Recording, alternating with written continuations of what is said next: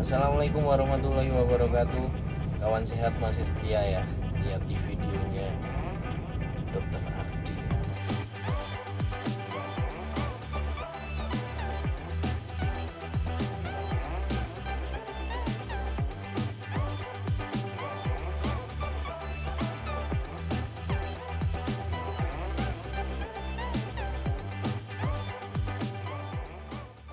Assalamualaikum warahmatullahi wabarakatuh. Kawan sehat, kita lanjutkan untuk ngobrol-ngobrolnya. Ini untuk new season, video yang ketiga diunggah. Hari ini temanya agak kita ringkaskan, mungkin videonya tidak sepanjang yang kemarin-kemarin, cuma ngobrol-ngobrol aja. Kok tertarik, ada beberapa grup di FB ya, benar. ada di FB itu ngobrol-ngobrol kok pertanyaan-pertanyaannya peternak-peternak pemula ini tergelitik di beberapa bahasan yang mungkin untuk peternak lama ya bukan pertanyaan yang susah, tapi untuk yang baru-baru mungkin jadi mengganjal gitu. Ya kita mungkin bisa cerita di sini untuk pertanyaan enteng-enteng seperti nanti akan dibaca. Nah, ini Mas Kevin, owner Rosa Farm, Mas Aziz, owner BKDG Speed. Sebenarnya kita ini tim saja nih, tim untuk membuat video ini, jadi mungkin sering lihat muka kita bertiga ini. Nanti yang di belakang kamera itu Mas Najib bisa keluar suaranya. Oke lah. Mungkin nggak lama-lama, bahas apa nih Mas? Jadi sebenarnya cerita dulu openingnya. Tadi ke sini di kandang ini kan saya kunjungan, diminta untuk menganalisa cerita-cerita diskusi untuk melalat itu kok bisa ada seperti apa lah. Tadi obrolan ternyata salah satu penyebab lalat bukan juga karena kotorannya yang amoniaknya tinggi atau apa, bisa jadi itu kiriman dari farm lain yang mungkin kondisi kotorannya belum bagus, terus punya lalat, pas panen itu terus nyebrang ke farm sini. Jadi ternyata ada satu yang unik itu Mas, masalah lalat. Nanti kita obrolkan khusus, buka obrolan khusus untuk ini, cuma opening aja. Terus ketemu Mas Kevin tadi ngobrol, sekalian ini ada beberapa pertanyaan yang mungkin bisa diangkat jadi konten. Ngatain itu. Oke, mungkin gitu. Makasih. Ada tambahan tadi berangkatnya bareng Mas Aziz, kaos sama celananya baru. Itu kan bisa endorse nih teman-teman. Oh iya, bisa endorse Kaosnya di kaos Jogjani. Jogjani. Cek aja IG-nya. Di Tokopedia juga ada. Mumpung rong kondang itu tadi bantu-bantu Iya, konco. Pansos ternyata. Ada tambahan apa kira-kira apa? Enggak ya, langsung pertanyaan aja ya, kita bahas. Ya. Ini pertanyaan kebetulan dari Facebook info harga telur. Nah itu di sana tuh grupnya para kumpulan, ada bakul, ada peternak, bahkan yang peternak senior maupun pemula banyak di sana. Ya mungkin ini pertanyaan mulai dari yang pertanyaan yang pemula dulu ya. Ini ada salah satu member grup tanya nih, ayam merek Isa Lokman itu yang paling jos yang mana ya sebenarnya? Gitu. Kemarin sebenarnya obrolan nek seperti itu mending saya tanya usernya, karena Mas Aziz ini juga ternak juga. Pripun Mas Aziz? Kalau menurut saya sih seperti yang udah kemarin di video sama Mas Indra kemarin ya. Di rumahnya Mas Indra itu sudah sempat nyinggol itu tergantung. Kalau menurut saya sih tergantung. Kalau Mas Indra kan katanya rosok, senengan, kemareman lah. Tapi kalau saya lihatnya lebih ke ini, ke iklim kandang, iklim lingkungan kandang itu lebih ke suhu. Ya toh Mas? Suhu, sirkulasi, kelembapan. Cocok yang mana gitu? Ya cocok yang mana. Kadang ada yang bilang Lohman itu bagus. Itu sampai kalau di daerah mana? Dibilang Lohman bagus itu biasanya di daerah dingin. Soalnya kan posturnya itu kan gede. Terus feed intake-nya kalau didingin kan cenderung tinggi. Ya kalau Isa kan cenderung ramping. dia susah gemuk ya nek Isa. Ya. Berarti kalau Lohman tuh kayak saya. Saya nggak nyebut loh Mas. Kalau Lohman ini gampang ya gitu. Karakteristiknya di situ sih. Tadi kalau boleh nyimpulkan yang Isa itu Mas. Kalau Isa itu susah gemuknya, fit intake-nya nggak terlalu banyak. Tapi kalau Lohman itu gampang gemuknya. Nah karakternya juga kalau saya boleh nyimpulkan nanti koreksi kalau salah. Kalau Isa itu karena dia susah gemuk, ketika nanti ada permasalahan itu recovery-nya susah, agak lama. Nah kalau di Lohman sebaliknya, dia agak rentan karena gemuk, rentan sakit, tapi gampang sembuh. Recovery-nya tuh gampang, waktunya cepat. Jadi karena energinya tinggi tuh dia numpuk banyak lemak di situ atau organnya juga tumbuh kuat, dia gampang untuk pemulihannya. Sebatas itu sih kita tahu. Tapi sebenarnya juga yang seperti itu kalah sama kemantepan. Jadi itu kayak Mas Indra kemarin ngopo kok milih itu. Nah, karena mantep ya, seneng sama ini, seneng sama Isa ya udah, karena Isa itu mirip namanya dia. Indra Santosa. Iya. Terus ini Mas, misalnya nyinggung dari hasil produksi. Nggih. Isa sama Lukman tuh jauh nggak sih sebenarnya? Yang udah terjadi pripun malah sih. Kalau hasil produksi kan sebenarnya telur itu kan hasil pengolahan protein dari pakan ya. Benar. Itu kan telur itu jadi tergantung pada feed intake. Jadi makan yang masuk ke dalam tubuh ayam.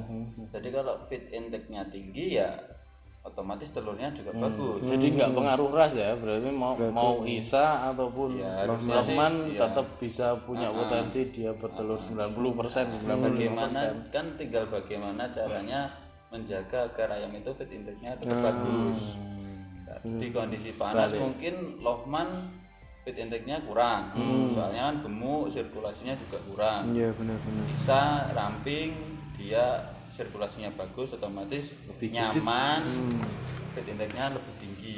Mungkin lebih ke situ sih. Kalau ini Mas, aku pernah denger sih, katanya kalau Isa tuh telurnya lebih kecil, kalau Lohman lebih besar. Itu bener nggak sih Mas sebenarnya kayak gitu?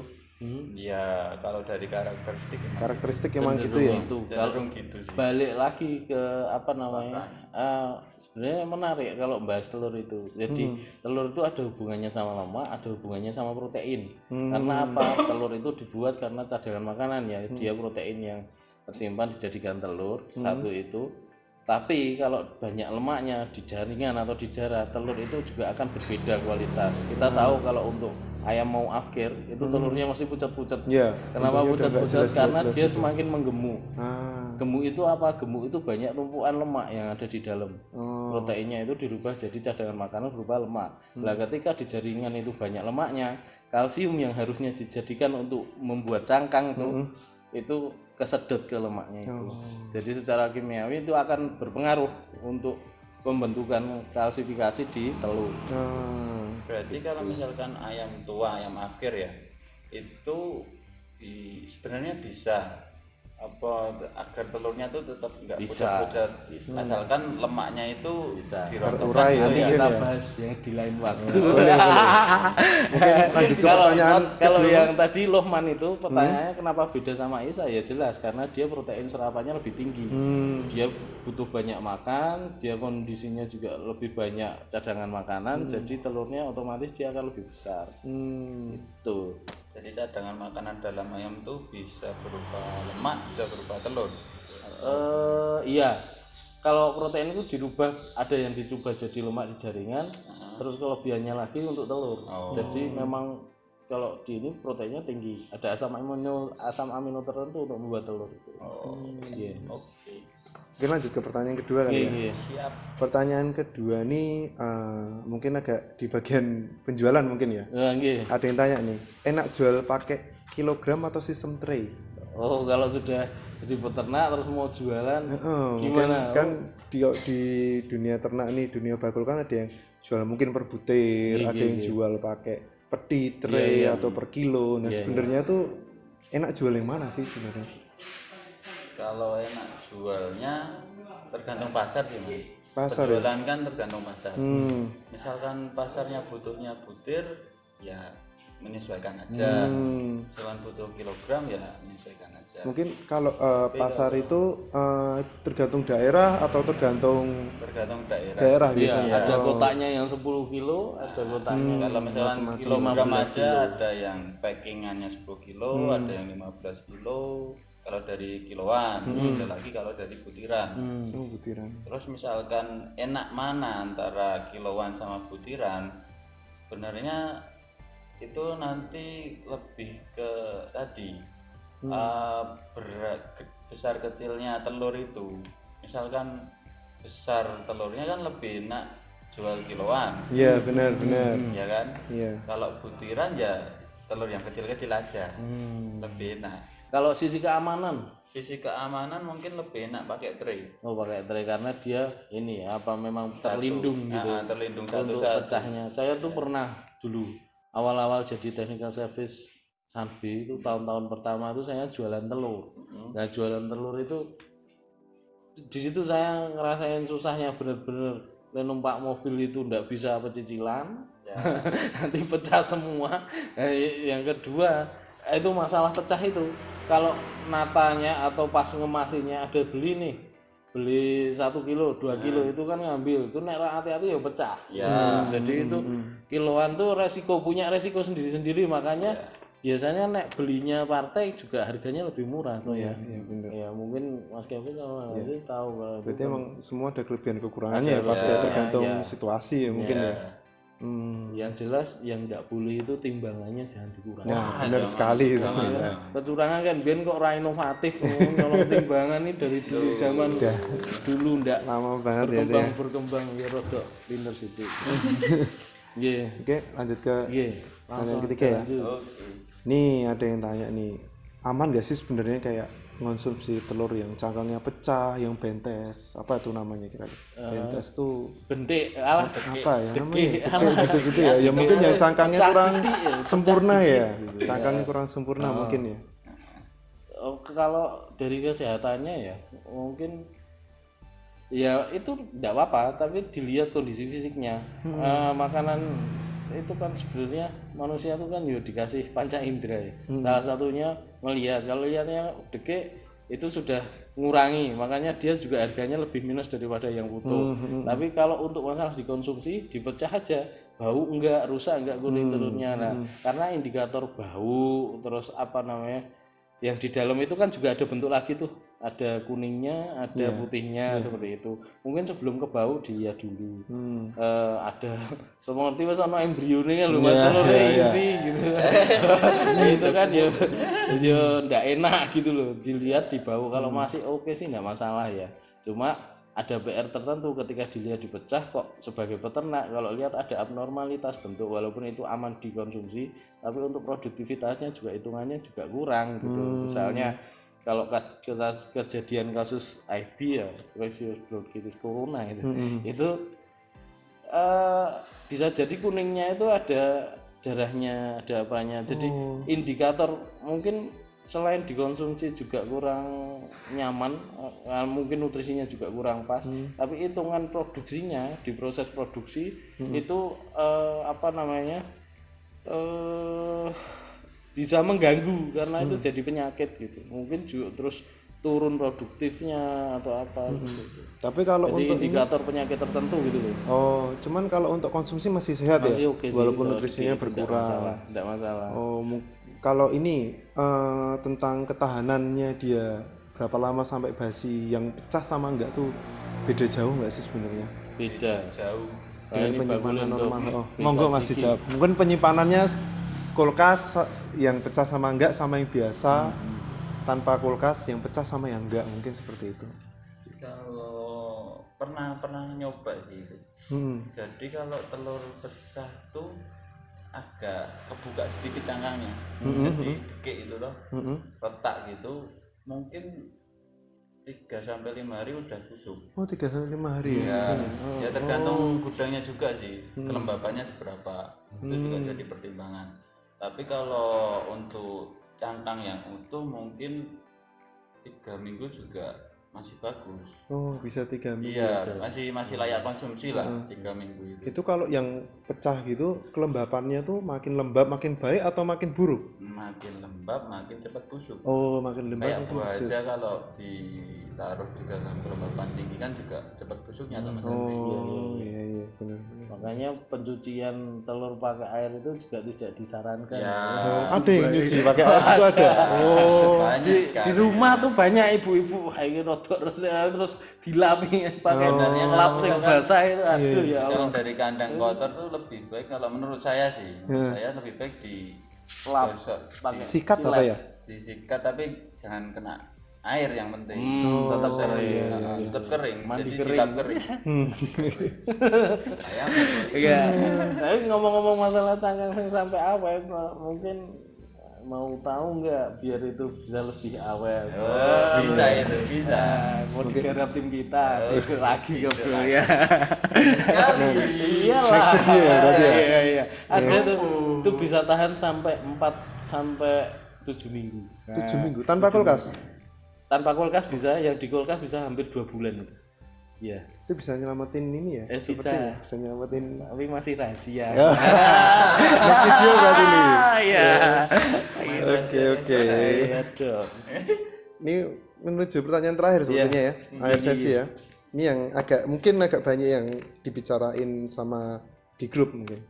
Jadi banyak orang tuh yang punya umur 20 minggu ya, populasinya bebas berapa ya? 20 minggu. Ya, cuman yang telur tuh sedikit. Seperti contoh ini ada yang bilang umur 20 minggu, populasinya 500, yang telur 8. Nah ini tuh masalahnya di mana sebenarnya? Iya, oke, mencoba saya jawab, tapi nanti tolong dilengkapi mas, nek salah wong. Ini kan forumnya tuh bukan forum ahli, tapi forum ngobrol. Ya benar, diskusi ya lebih tepatnya ya. Ngobrol bareng Ngopek. Nah itu kalau masalah tembean atau memulai untuk bertelur umur 20 ya tadi, tapi masih 20. Sedikit. Mungkin kan balik lagi itu tadi. Kok bisa bertelur itu gimana sih? Bertelur itu karena cadangan makanan itu karena asupan protein yang tinggi terus jadi telur. Pertanyaannya itu kan dibalik terusan. Terus nek masih sedikit ada yang salah apanya? Nah, untuk umur awal ada 2 kemungkinan. Bisa jadi nutrisi yang masuk belum sempurna atau belum maksimal. Yang kedua, organnya belum terbentuk, belum organ reproduksinya yang ngolah pabrik telur itu di dalam perut ayam itu belum jadi sempurna. Bisa jadi DOC sampai dengan umur 13 minggu sampai 20 minggu ada trouble. Misalnya pemanasnya kurang atau ada masalah di situ yang bikin dia lama tidak teratasi, terus performanya mundur. Kalau seperti itu banyak hal yang vital. Nanti mungkin untuk membuat pulet yang bagus bisa diobrolkan untuk selanjutnya seperti apa. Itu karena memang pondasinya sih.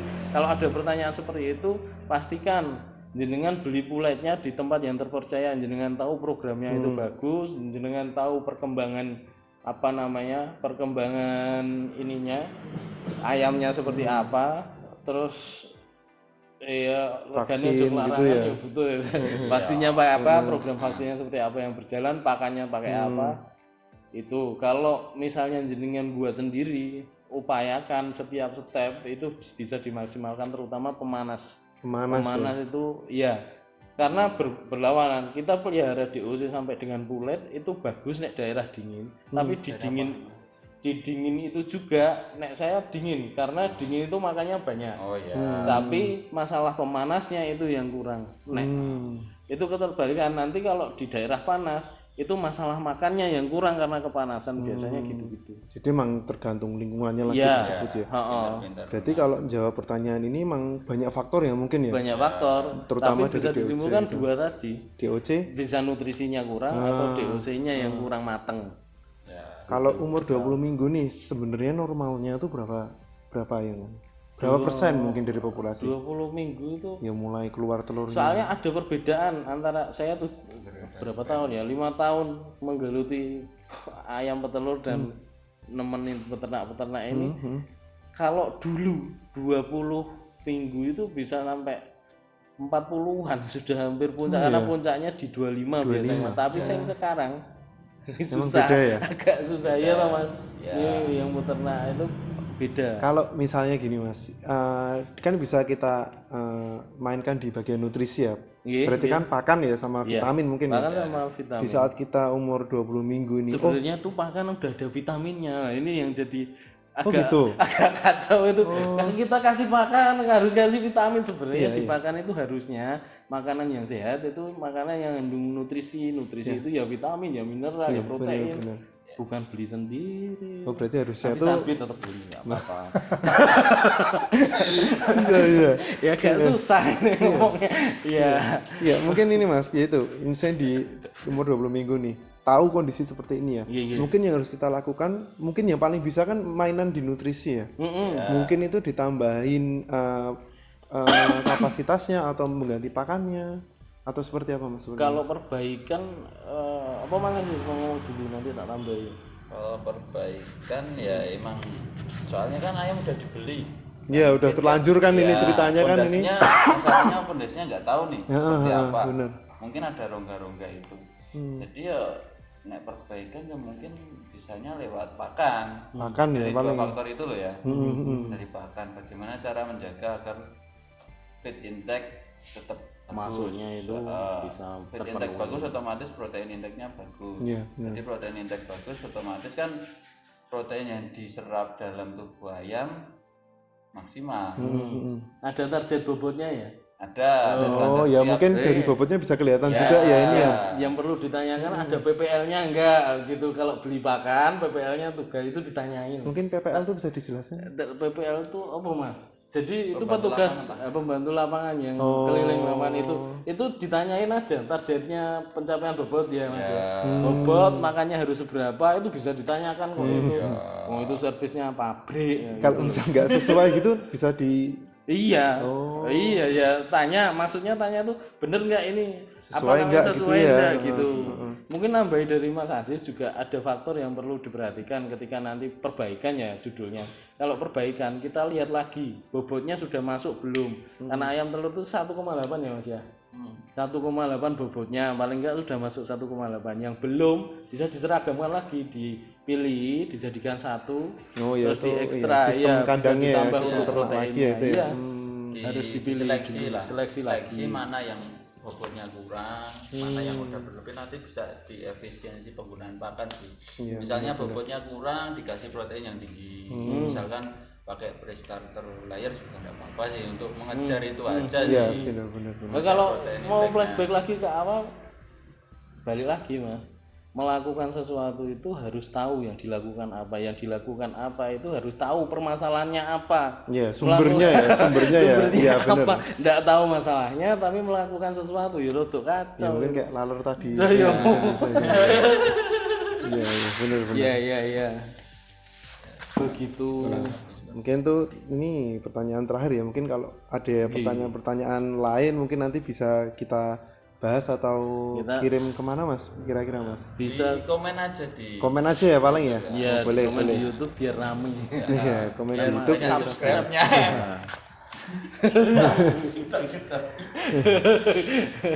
Ya nggak apa-apa. Yang mau endorse juga boleh. Tujuannya udah Monggo Mas kalau mau ditutup. Oh, sudah. Pertanyaan 5 pertanyaan aja. Oke. Mungkin seperti itu ya, kawan sehat. Untuk pertanyaan layer bisa jenengan kita juga ngambilnya dari grup info petelur ya. Info harga telur. Info harga telur di Facebook kita juga lihat di situ karena saya sendiri terus tim saya di sini ada Mas Kevin, Mas Aziz juga nginceng di grupnya itu. Jadi kalau ada pertanyaan yang mungkin kita bisa jawab dengan waktu singkat, kita obrolkan untuk ngisi konten di sini. Mudah-mudahan bermanfaat. Matur nuwun. Maaf bukan menggurui tapi ini cuma ngobrol. Mudah-mudahan bermanfaat buat panjenengan semua. Matur nuwun. Assalamualaikum warahmatullahi wabarakatuh.